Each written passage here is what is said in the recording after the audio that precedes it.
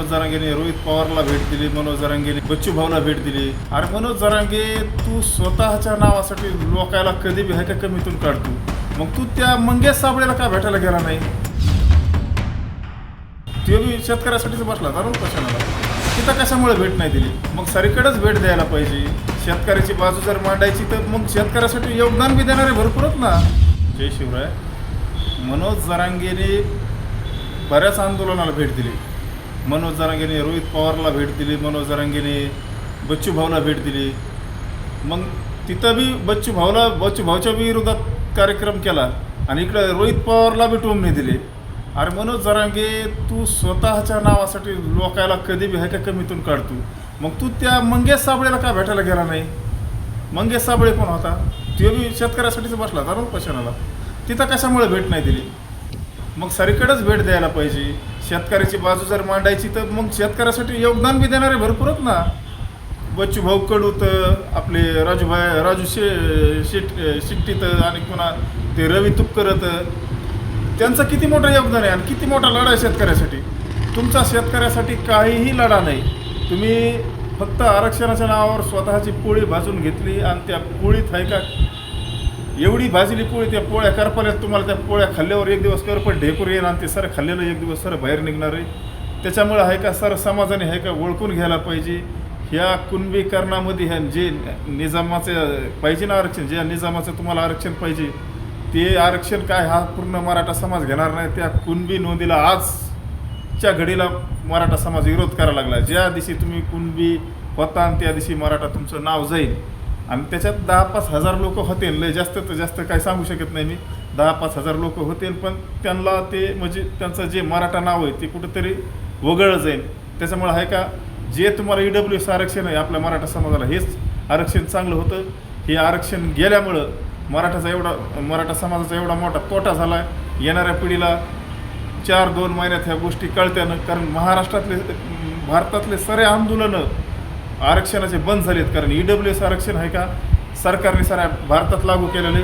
ते आरक्षण आता त्या आरक्षणामुळं महाराष्ट्रातल्या बाहेरले सारे मोर्चे बंद झाले. पण महाराष्ट्रातच कुठंतरी महाराष्ट्र पेटवायचं काम हे असे दलाल प्रत्येक समाजात तयार होऊन कुठंतरी स्वतःची पोळी भाजण्यासाठी आहे का हे असे स्टंट करतात आणि तरुण पिढीचं कुठंतरी वाटोळं केलं जातं. कारण ह्याच्यात भरपूर मुलावर गुन्हे झाले 307 सारखे जाळपोळीचे. पण ज्याची त्याच्याच आईवडिलाला खेटावं लागतं. तिथं काय मनोज जरांगे येणार नाही. मनोज जरांगेवर एक सुद्धा गुन्हा कुठला नाही. फक्त एकच गुन्हा आहे, तो बी 420चा लोकांचे पैसे बुडलेला. मनोज जरांगेच्या फॅमिलीवर कोणता गुन्हा नाही, काय नाही. आज आमच्यावर असले गंभीर गुन्हे तर आम्ही 2-2 वर्षे जेल काढली, 5-5 वर्षाची शिक्षा लागली समाजासाठी. तरी बी आहे का आम्हाला मनोज जरांगे आणि मनोज जरांगेची जी लाभार्थी टोळी हे आज आम्हाला महाराष्ट्रात आहे का विलन करून टाकले. पण येणाऱ्या काळात आहे का समाजाला 100% कळण खरा हिरो कोण आणि डुप्लिकेट समाजाच्या नावावर आहे का पैसे उकळणार, टेंडर घेणारा 1300 कोटीचे दुसऱ्या लाभार्थ्याच्या नावाने आणि स्वतःच्या घरात कसे पैसे घडगंचे प्रॉपर्टी कमवून ठेवणार लेकरा बाळासाठी. कारण ह्यो मनोज जरांगे फक्त त्याच्या 4 लेकराचं बघतो. समाजाचं ह्याला काहीही घेणं देणं नाही.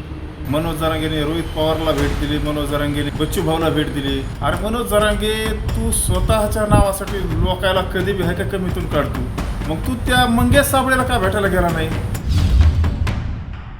ते बी शेतकऱ्यासाठीच बसला जाणून कशाला. तिथं कशामुळे भेट नाही दिली? मग सरीकडेच भेट द्यायला पाहिजे. शेतकऱ्याची बाजू जर मांडायची तर मग शेतकऱ्यासाठी योगदान बी देणारे भरपूरच ना. जय शिवराय. मनोज जरांगेने बऱ्याच आंदोलनाला भेट दिली. मनोज जरांगेने रोहित पवारला भेट दिली, मनोज जरांगेने बच्चू भाऊला भेट दिली. मग तिथं बी बच्चू भाऊच्या विरोधात कार्यक्रम केला आणि इकडे रोहित पवारला बी टोमणे दिले. अरे मनोज जरांगे, तू स्वतःच्या नावासाठी लोकायला कधी बी हायका कमीतून काढतो. मग तू त्या मंगेश साबळेला का भेटायला गेला नाही? मंगेश साबळे कोण होता? ते बी शेतकऱ्यासाठीच बसला जाणून कशाला. तिथं कशामुळे भेट नाही दिली? मग सरीकडेच भेट द्यायला पाहिजे. शेतकऱ्याची बाजू जर मांडायची तर मग शेतकऱ्यासाठी योगदान बी देणारे भरपूरच ना. बच्चू भाऊ कडूत, आपले राजू शिट्टीत आणि पुन्हा ते रवी तुपकरत, त्यांचं किती मोठं योगदान आहे आणि किती मोठा लढा आहे शेतकऱ्यासाठी. तुमचा शेतकऱ्यासाठी काहीही लढा नाही.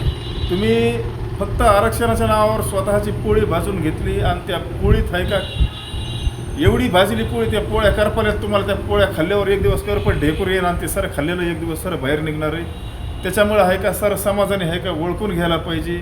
ह्या कुणबीकरणामध्ये ह्या जे निजामाचं पाहिजे ना आरक्षण, ज्या निजामाचं तुम्हाला आरक्षण पाहिजे ते आरक्षण काय हा पूर्ण मराठा समाज घेणार नाही. त्या कुणबी नोंदीला आजच्या घडीला मराठा समाज विरोध करायला लागला. ज्या दिवशी तुम्ही कुणबी होता आणि त्या दिवशी मराठा तुमचं नाव जाईल आणि त्याच्यात 10-5 हजार लोक होतील. लय जास्त तर जास्त काय सांगू शकत नाही मी, 10-5 हजार लोक होतील, पण त्यांना ते म्हणजे त्यांचं जे मराठा नाव आहे ते कुठंतरी वगळलं जाईल.